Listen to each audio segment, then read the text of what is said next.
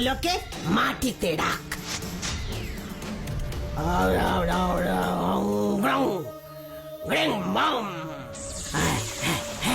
নে ওই আসনটার ওপরে উঠে পড়ে এবার।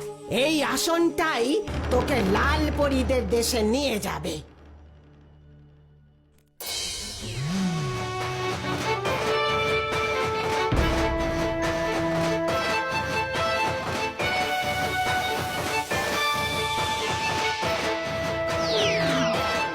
তাই তুমি কে, আর এখানেই বা কি করে এলে?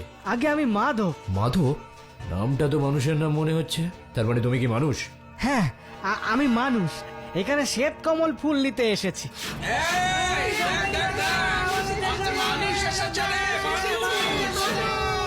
চলো একে মহারাজের কাছে নিয়ে যাই।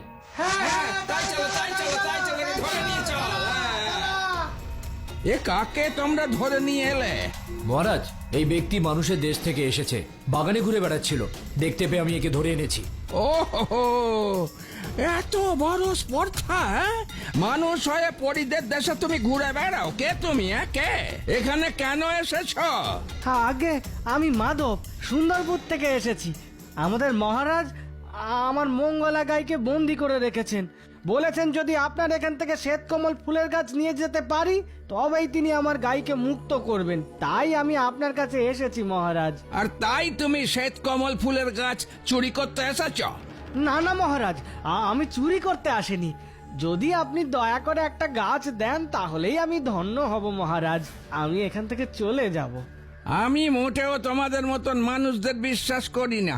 আগে পরি আর মানুষেরা একসঙ্গে মেলামেশা করত, কিন্তু এই মানুষের দেশের এক ডাইনি একবার এমন এক অভিশাপ দেয় যার জন্য পরিদের সবার পালক খসে পড়ে যাচ্ছে।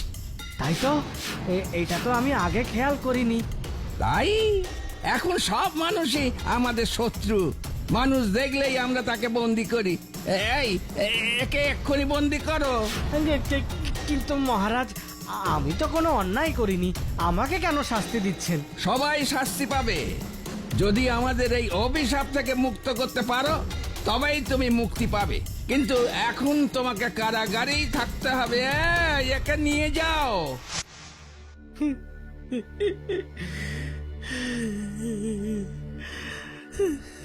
আমার মঙ্গলা, কেমন আছিস তুই? কতদিন তোকে দেখিনি রে মঙ্গলা।